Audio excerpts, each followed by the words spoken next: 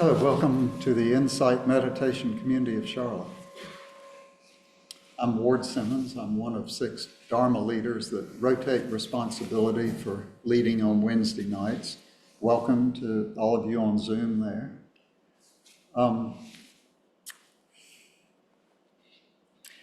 As you may know, we're currently in our Sutta summer series. For 4 weeks. The Dharma leader chooses a sutta and then gives a talk on that sutta.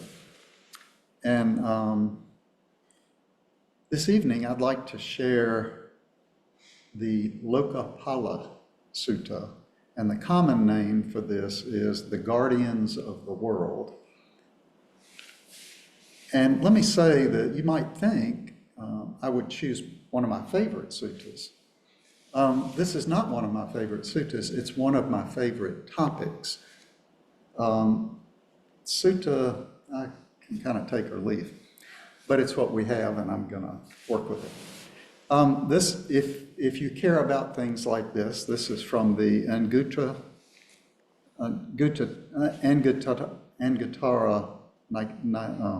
excuse me, let me say this.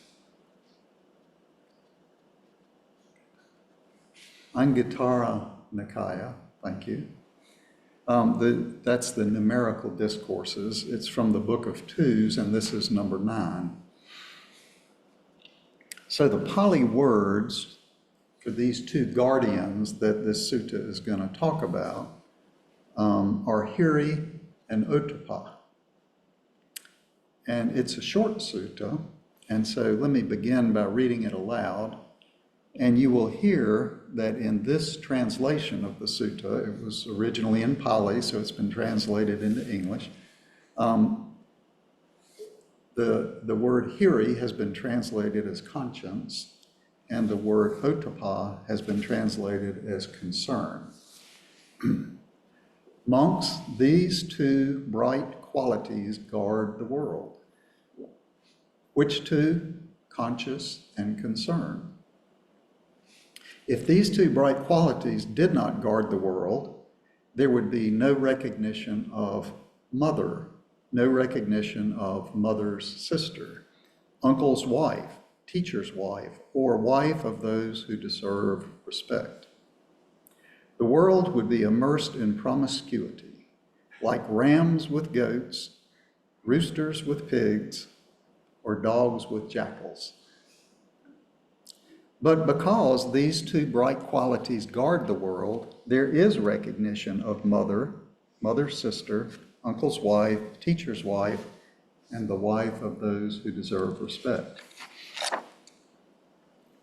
So the Pali words Hiri and Ottappa have been translated in a variety of ways, and some of those are rather unfortunate in my view, and I'll speak to that later in the talk. So although this is the primary sutta on Hiri and Ottappa, its phrasing is very narrow. It only speaks to how conscience and concern protect women from promiscuity. So I think that's true, but it's only a small part of what Hiri and Ottappa have to offer. It's really an understatement of the value of these 2. They appear in a variety of suttas and in a much broader context, and that's the context that I want us to look at tonight.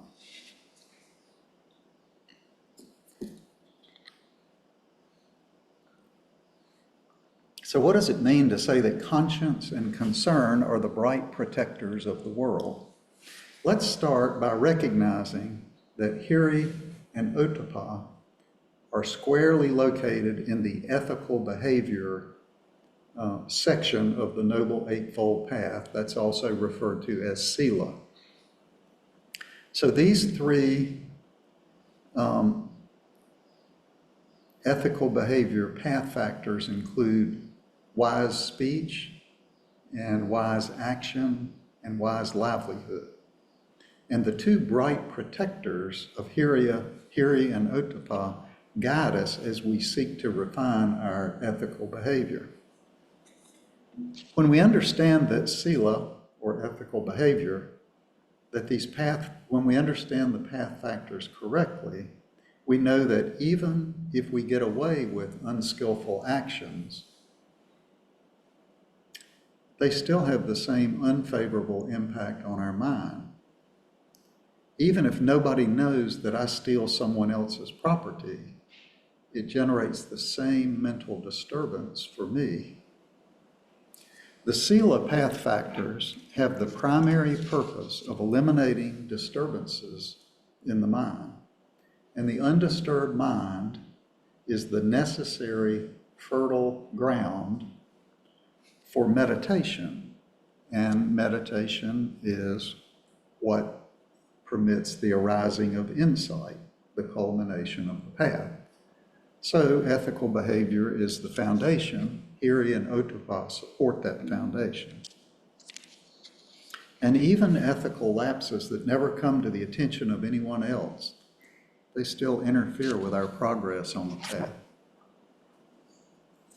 So one fundamental ethical guideline of the Dharma is that we should act in ways that avoid creating dukkha for ourselves or others. Dukkha is a Pali word. It's often translated as stress, unsatisfactoriness, or suffering.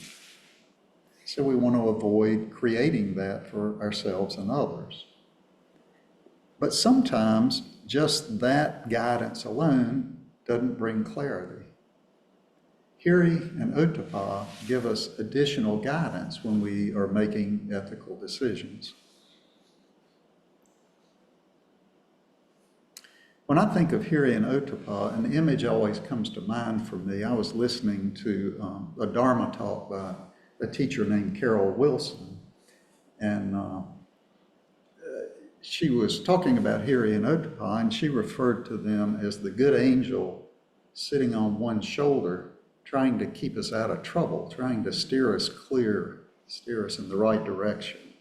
So when I think of them, I always think of this little angel here. They're our allies, they're our wise advisors, and hence the term bright protectors. Now, I've not ever visited this site personally, but I understand that Ajahn Sumedho, he's a well-respected scholar and monk who has founded and was the abbot of Amaravati Monastery in England for quite a long time. And when it was founded, he arranged for 2 large statues to be placed right at the entrance to the meditation hall. And these 2 figures are 2 devas that represent Hiri and Ottappa. He wanted them to be right in front of the practitioners as they came and went. So let's look at these 2 qualities. Hiri is an inward-looking quality. In addition to conscience, other words that translators have used are self-esteem, honor, and self-respect. It guides us to make decisions that align with our aspiration to live a wholesome life. We avoid engaging in unethical behavior because we see that it is beneath us. The monk and scholar Bhikkhu Bodhi says it this way: Hiri has an internal reference. It is rooted in self-respect and induces us to shrink from wrongdoing out of a feeling of personal honor. Hiri spurs us to overcome unwholesome mental states because we recognize that such states are blemishes on our character. So I'll just tell you an experience I remember with Hiri. When I was a teenager, I was at the lake and with my father and some other people, and we went fishing.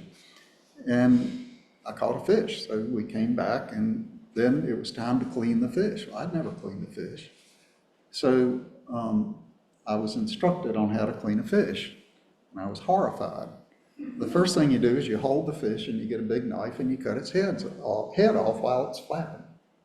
And then you cut its tail off and you scale it, and then you split it open and you scoop out its guts. And the whole time that I was doing this, I was in shock. And I kept thinking, what's wrong with me that this fish cleaning is so troubling? I now know that there was nothing wrong with me. And that was Hiri operating. I wasn't on this path. I knew little or nothing about the Dharma, but there was an innate knowing in me that this was not right, what I was doing, killing this creature. Now, you can have your own opinion about killing and eating animals. Nobody has to agree with me on that. But my experience was, Hiri spoke up and said, "What are you doing?" And that has always stuck with me.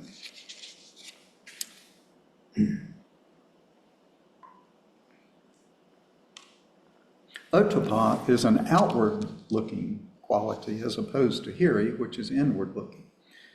The translation as concern is best understood as concern for the results of unskillful actions. Other translations include compunction, taking care, and respect for others. Again, this is Bhikkhu Bodhi. Ottappa has an external orientation. It is the voice that warns us of the dire consequences of ethical transgressions, blame and punishment by others, the painful karmic results of evil deeds, the impediment to our desire for liberation from suffering. Now, when we hear the term blame and punishment by others, it can sound like we're trying to look good in the eyes of those around us. But Ottappa is somewhat more nuanced than that. The others that we want to avoid condemnation by are those who we respect. Our teachers, our fellow Sangha members, those who consider our behavior to be a reflection of this Dharma that we profess to practice. And it's not just the avoidance of blame and punishment that results from Ottappa. It's also the manifestation of our genuine desire not to cause suffering for others. So has anybody ever been late for an appointment and gotten a little carried away with your driving on the way? I don't know why all my examples have to do with traffic. So maybe you've had this experience, you get closer and closer to your destination, and you notice that this car that you cut off is making the same turns you are. And now you see that car's headed to the same place you are. And now you're going to have to get out of your car and walk in with this person you cut off in traffic. Maybe get on the elevator with them. So maybe instead of turning in, you just go around the block and just make yourself later yet for the appointment instead of encountering the person. So that's the operation of these bright protectors. When I was still practicing as a CPA, I had a warm relationship with the office manager of one of my longtime clients. And one day I noticed he was rather cool toward me. And that persisted for the next few visits. And it concerned me. I considered him a friend. I liked him. And eventually he made a passing remark about having seen me several weeks ago driving on Interstate 85 toward Gastonia.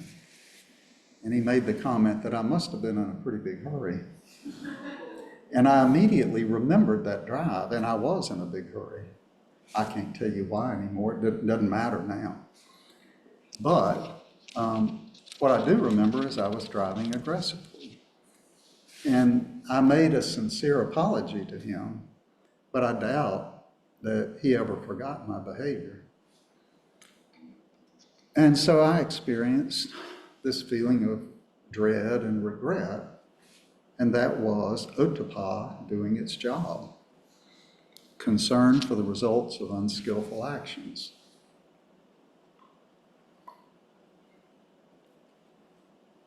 When we use Hiri and Ottappa as our bright protectors, we reap the benefit that the Buddha referred to as the bliss of blamelessness. We can go on our way knowing that our motives were pure, that we implemented them as best we were able.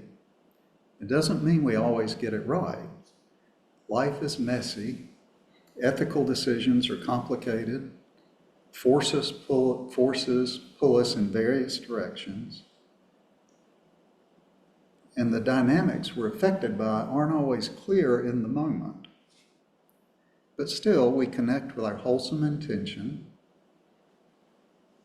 We apply wise effort to the best of our ability.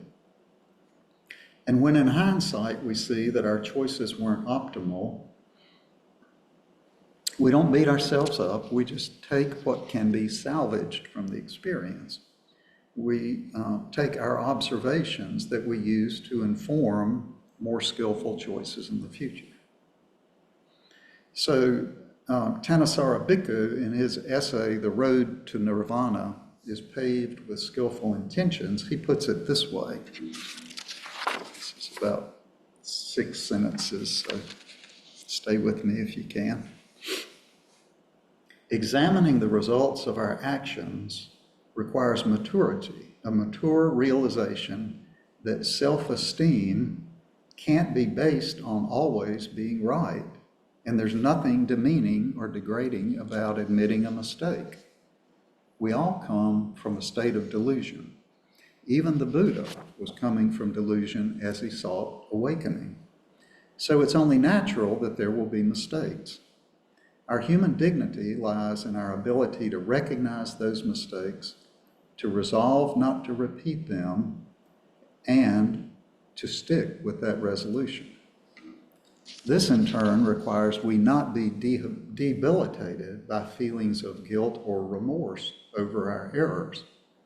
As the Buddha states, feelings of guilt can't undo a past error, and they can deprive the mind of the strength it needs to keep from repeating old mistakes. So I mentioned that in addition to the Lokapala Sutta, Hiri and Ottappa appear in any number of other places in the Pali Canon, and here are a few. In one sutta, the Buddha describes the qualities his followers must possess in order to merit the title a contemplative. That's how they were referred to. And this list of 9 qualities includes such familiar things as mindfulness, purity of conduct, and abandoning the hindrances. But the first quality listed is Hiri and Ottappa. In another sutta, he lists 7 treasures, 2 of which are Hiri and Ottappa. And in the Abhidhamma, which is the 3rd basket of the 3 baskets of teaching, there's a list of 25 beautiful qualities of mind, and the pair, Hiri and Ottappa, claim the 3rd position on this list of beautiful mental qualities. So you can see they were consistently a part of what the Buddha taught. So 2 more points. One characteristic of the ethical behavior of path factors in general, and of Ottappa and Hiri in particular, is that they involve a certain amount of internal knowing, something akin to intuition. Unlike many spiritual paths, the Dharma places ultimate trust not in a deity or a teacher, but in the individual. The Buddha discouraged his followers from surrendering their own judgment to anyone, including him. Instead, he instructed them to look within, to cultivate their own innate deep sense of knowing, and to make that their guiding star. Now, in our culture, intuition is not something that is so highly valued. Objectively verifiable facts are given great respect, while intuitive knowing is dismissed as flighty or flaky.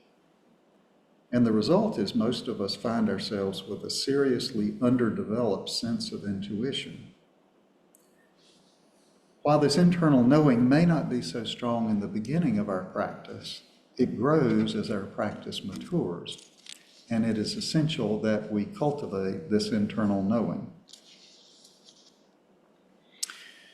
Finally, I mentioned that there are some rather unfortunate translations of the terms Hiri and Ottappa. Now, the early translations of the suttas from Pali into English happened during the 1800s, and that's reflected in the vocabulary of those translations. The most common translation you'll find for Hiri is shame. So that's not a particularly effective concept for us here in the early 21st century.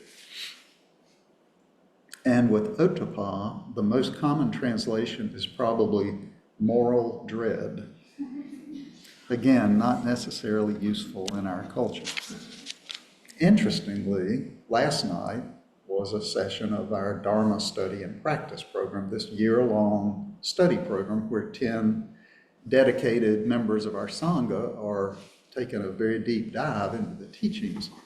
And somebody asked the question, they said, well, I read that shame and moral dread are what we're going to use to fight against one of the hindrances. That doesn't seem like something that interests me. And what I would say is it's a translation issue. So I mention this to alert you to these terms and encourage you to recognize that they are not the Buddha's words. They are one person's translation of the Buddha's words. In our culture, they certainly don't invoke the positive, uplifting vision of bright protectors of the world. So my suggestion is to just know when you encounter the terms shame and moral dread in this context, you can do two things. First, you can understand that they are almost certainly Hiri and Ottappa. And second, you can just substitute the terms conscience and concern. We don't want to lose the valuable message of this teaching because of some long-dead translator's choice of words. We don't want to throw out the baby with the bathwater. It can be helpful to have a simple reminder of teachings. And these two bright protectors of the world, I want to give you a simple reminder. I'm going to distribute a handout. You can place this on your refrigerator or on your bathroom mirror or in your meditation space. And like most reminders, it's an oversimplification, but if it brings these two qualities to mind for you, then it will have done its job. So I offer this for your consideration.